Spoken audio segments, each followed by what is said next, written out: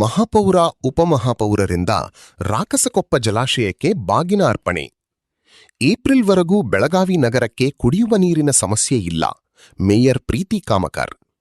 Belagavi August 14.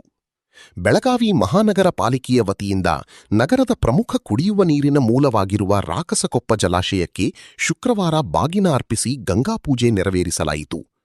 Mayor ಪ್ರೀತಿ ಕಾಮಕರ್, ಉಪಮೇಯರ್ ಹನುಮಂತ ಕೊಂಗಾಲಿ ಹಾಗೂ ಪಾಲಿಕೆ ಆಯುಕ್ತ ಎಂ ಕಾರ್ತಿಕ್ ಸೇರಿದಂತೆ ಪಾಲಿಕೆಯ ಅಧಿಕಾರಿಗಳು, ನಗರ ಸೇವಕರು ಮತ್ತು ಸಿಬ್ಬಂದಿ ಕಾರ್ಯಕ್ರಮದಲ್ಲಿ ಭಾಗವಹಿಸಿದ್ದರು.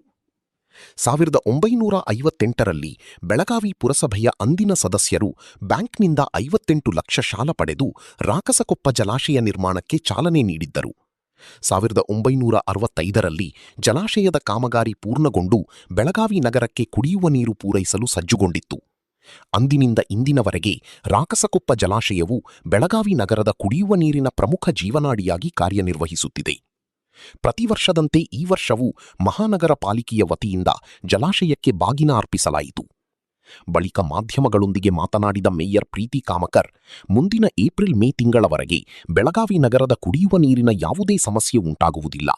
ಸಾರ್ವಜನಿಕರು ನೀರನ್ನು ಮಿತವಾಗಿ ಹಾಗೂ ಜವಾಬ್ದಾರಿಯಿಂದ ಬಳಸಬೇಕು ಎಂದು ಮನವಿ ಮಾಡಿದರು. ಇವತ್ತಿನ ದಿವಸ ನಮ್ಮ ಮಹಾನಗರ ಪಾಲಿಕೆಯಿಂದ ಗಂಗಾ ಪೂಜೆ ಬಂದಿದ್ದೀವಿ.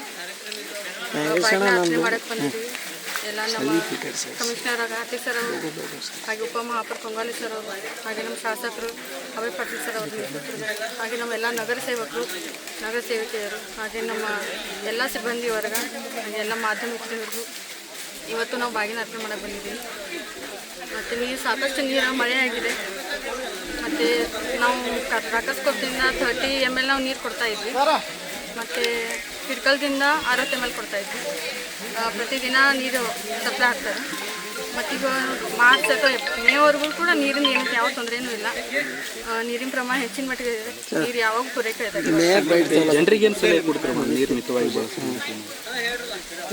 ಜನತೆಯಲ್ಲೂ ಕೂಡ ನಾನು ವಿನಂತಿ ಮಾಡ್ಕೋತೀನಿ, ನೀರಿದೆ ಅಂತ ಹೆಚ್ಚು ವೇಸ್ಟ್ ಮಾಡಕ್ಕೆ ಹೋಗ್ಬೇಡ್ರಿ. ಮಿತವಾಗಿ ನೀರು ಕೂಡ ನೀವು ಬಳಸಿ.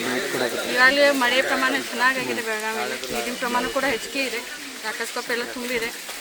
ಈಗ ಯಾವ ನೀರಿನ ಮಾರ್ಚ್ ಮೇವರೆಗೂ ಕೂಡ ಯಾವ ನೀರಿನ ತೊಂದರೆ ಇಲ್ಲ.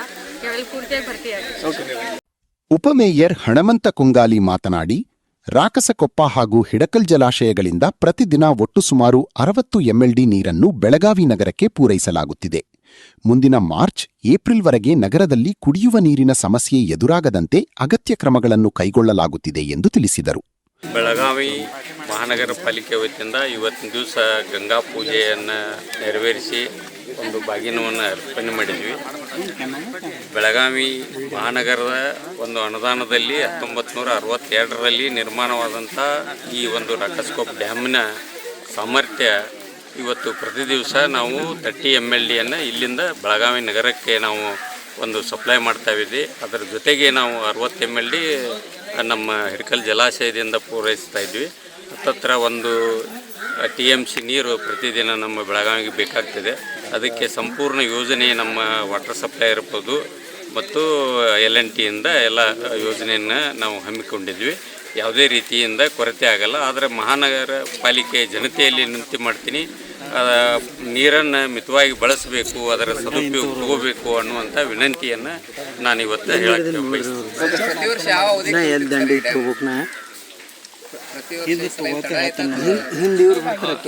ಏನು ಒಂದು 20 ದಿನ, ಯಾಕಂದರೆ ಈಗ ನಾವು ಒಂದು ಕಾಲ ಮಿತಿ ಪ್ರಕಾರ ಇದು ಏರಾಕಿದ ತಿಂಗಳು ಇರ್ತದೆ. ನಮಗೆ ಹಂಗೆ ಅನಿಸ್ತದೆ.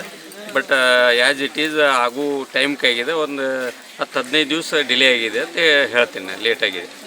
ಪಾಲಿಕೆ ಆಯುಕ್ತ ಎಂ ಕಾರ್ತಿಕ್ ಮಾತನಾಡಿ, ಪ್ರಸ್ತುತ ರಾಕಸಕೊಪ್ಪ ಜಲಾಶಯದ 50% ನೀರನ್ನು ಬಳಸಿಕೊಳ್ಳಲಾಗುತ್ತಿದೆ. ಜಲಾಶಯವನ್ನು ಮತ್ತಷ್ಟು ಅಭಿವೃದ್ಧಿಪಡಿಸುವ ಕುರಿತು ಪಾಲಿಕೆ ಮಟ್ಟದಲ್ಲಿ ಚರ್ಚಿಸಿ ಅಗತ್ಯ ಕ್ರಮ ಕೈಗೊಳ್ಳಲಾಗುವುದು ಎಂದರು.